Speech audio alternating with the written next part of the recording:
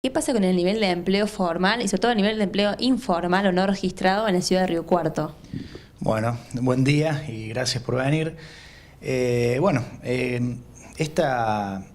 crisis económica bastante extendida en el tiempo ha tensado las relaciones laborales y ello se ha ido reflejando en supresión de horas extras, adelantamiento de vacaciones, suspensiones, despidos y, como vos decías, en una afectación total a la calidad del trabajo. ¿Sí? Encontramos que este se ha informalizado en el último tiempo y esto responde a distintas causas. Pero en el caso de Río Cuarto, donde tenemos un 44% de empleo informal, donde se ve qué pasa con el empleo informal. El trabajador no tiene acceso a créditos, cobra un salario inferior al que le corresponde, no le realizan los aportes, no tiene ART. Acceso a la salud. Acceso a una obra social, exactamente. Entonces, todas estas circunstancias que han desprestigiado la labor, que han ido afectando la calidad y la dignidad del trabajador, responde en la ciudad de Río Cuarto en particular a distintas causas, pero la principal es que acá convivimos distintos tamaños, si se quiere decir, de empresas. Tenemos pequeñas y grandes empresas y tenemos la pequeña. Las grandes tienen acceso a líneas de crédito muy buenos, con tasas mucho más chicas que la pequeña empresa.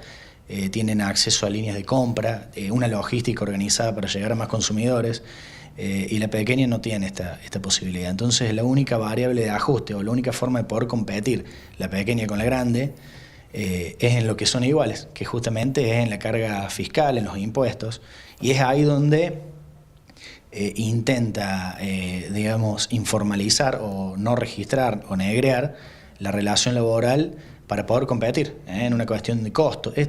Como siempre, termina siendo una cuestión de costos, porque si nos vamos también del otro lado del mostrador, del lado de la empresa, les cuesta despedir trabajadores, porque imagínate lo que cuesta capacitar a una persona, y le cuesta muchísimo también tenerla registrada. Emiliano.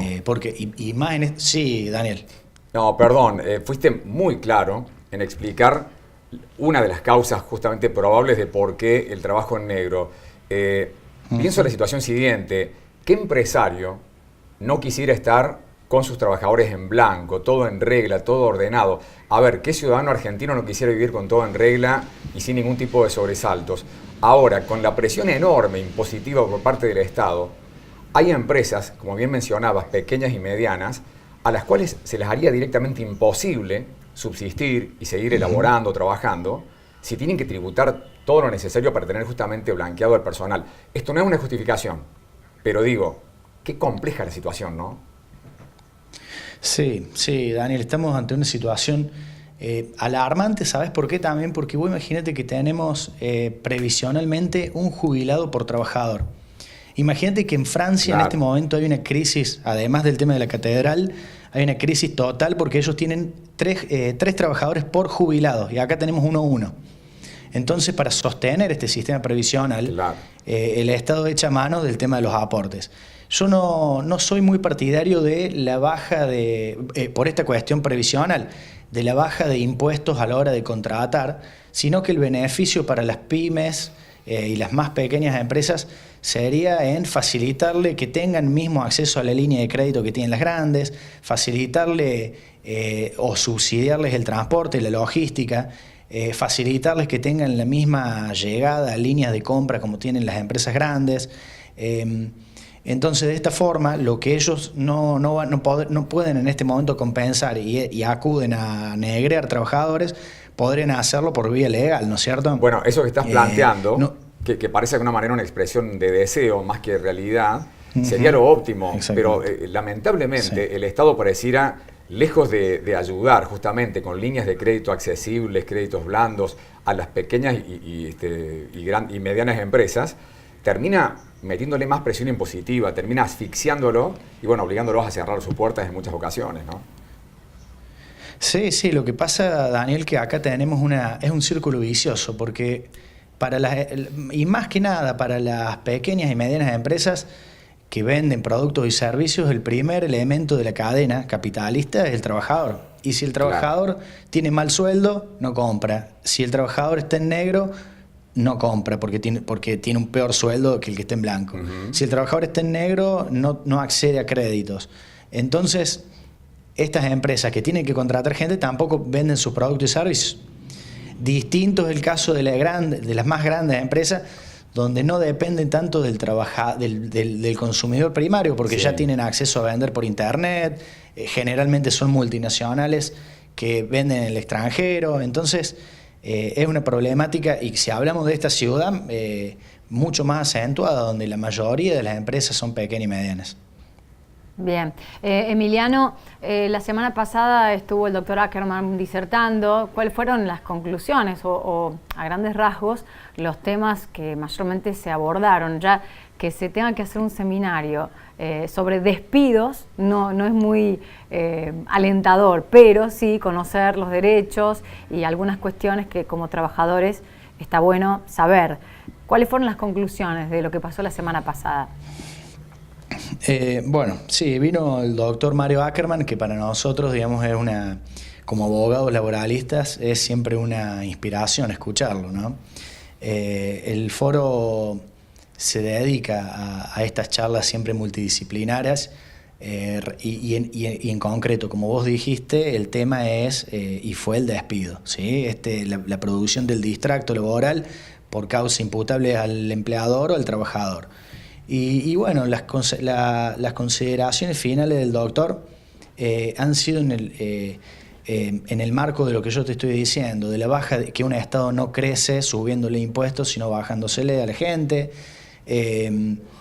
Y hablamos un poco del tema de cuánta litigiosidad o judicialización hay de estas causas.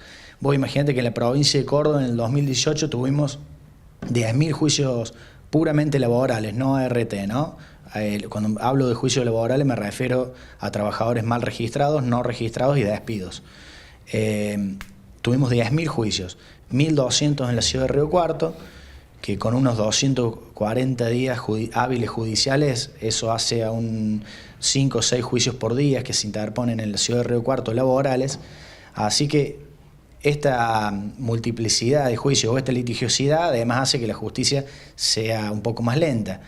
Entonces tenemos el trabajador que ha perdido su trabajo o que exige que se lo registre o que se lo registre correctamente.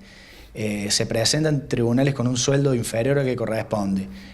Sumémosle una inflación del 47%, que fue el 2018. ¿Cómo puede ser que en 5 o 6 años que dura un juicio laboral siga teniendo esperanza en esta acreencia que espera cobrar, que encima es eventual, de acá a 5 años, ¿no es cierto? Bueno, todo este círculo vicioso que se ha acentuado en el último tiempo ha sido el tema que ha tratado el doctor Mario Ackerman la semana pasada aquí en la ciudad de Río Cuarto. Esta tarde o mañana se van a conocer las cifras de trabajo en negro, entre otras cosas, además de la inflación del mes de marzo. ¿Manejan, Emiliano, ustedes algún tipo de cifra previa, de porcentaje previo? Sí, bueno, aquí tenemos distintas estadísticas, si hablamos a nivel nacional y a nivel local, de acá en Río Cuarto. A nivel nacional se habla de un 39-40% de empleo informal, y en la ciudad de Río Cuarto un 44%. Siempre en las provincias del norte fue mayor que a nivel nacional, pero hoy en Río Cuarto estamos hablando de un 44%, que es bastante alarmante. Sí, Daniel, hablando tenemos casi que tener en cuenta que de los empleos, ¿no? Sí. Casi la mitad de los empleos en negro, sin registrar. Exactamente. En una zona donde se supone que es una zona de fuerte agropecuaria por excelencia, prácticamente pampa húmeda. Qué difícil entender esta situación, ¿no? Lo que pasa es que en UOCRA y en el empleo rural es donde más se marginaliza la relación laboral. Sí. Y eso también es uno de los elementos por los cuales tenemos un 44%, que es un número que, a decir verdad, hay que desdoblarlo, porque hay un porcentaje de este empleo no registrado que no realiza aportes, que es, por ejemplo, el gasista, el plomero, el florista, que son personas que trabajan por su cuenta y no están inscriptas ni como monotributistas, entonces entran en esta bolsa del 44%. Bien, de nuestra parte nada más. Maggie, adelante. ¿Qué pasa, Emiliano, en Río Cuarto? Gracias, Dani. ¿Qué pasa con el porcentaje de esos 50% que sí está registrado? Digamos, hay empleo de relación de dependencia y monotributistas. Claro, en realidad para la estadística que estamos manejando del 44 o de la mitad, del 50%, sí, el monotributista vendría a ser empleo registrado porque realiza aportes. ¿Y ha crecido como forma también de contratación por parte de las empresas? Claro, sí. Bueno, el monotributista siempre ha sido una víctima, digámoslo de alguna forma, o para decirlo más elegante, ha sido parte de fraude laboral. Generalmente se suele contratar monotributistas que facturan todos los meses de forma concatenada para la misma empresa, donde hay una relación laboral encubierta que para mí, más que encubierta, es evidente. Pero bueno, sí, se echa mano a esta herramienta legal que es el monotributo para poder evadir la prestación o mejor dicho, los tributos o la carga fiscal destinada al sistema previsional, a ART, obra social, etcétera. Y por otra parte también consultarte por un proyecto que realizó un senador, que presentó un senador oficialista que tiene que ver con el blanqueo laboral. Esta mañana estaba previsto, si había mayoría, que se pudiera tratar este proyecto en las comisiones plenarias. No sabemos todavía si se trata o no, pero bueno, preguntarte qué opinas vos de esta ley de blanqueo. Bueno, esta fue una de las tantas promesas del presidente Mauricio Macri. Es necesaria en Argentina una reforma laboral y el gobierno comenzó allá por 2017 de manera intempestiva, tratando de llevar adelante una reforma laboral que extinguía incluso derechos laborales, ¿sí? Luego atenuó un poquito la decisión. Buscó consenso con todas estas patas que tiene el derecho laboral, que son los sindicatos, la CGT, los trabajadores, las patronales.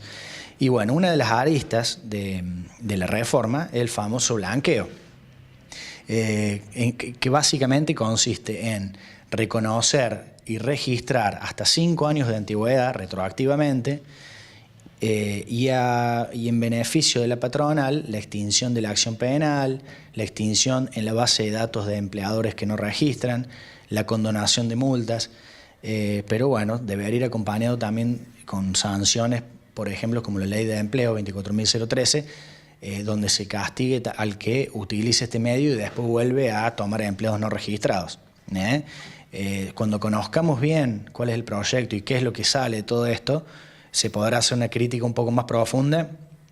Y si me preguntas mi parecer, bueno, yo entiendo que es necesaria, que un blanqueo honesto sería muy bueno para el país y espero que, bueno, que vaya acompañado de sanciones para el empleador que se aprovecha del blanqueo, que usa el blanqueo para después luego volver a mantener la marginalidad en el empleo o la informalidad. Bueno, muchas gracias, doctor, por su tiempo, clarísimo. Seguimos entonces en Estudios Adelante en esta mañana de Puntal AM.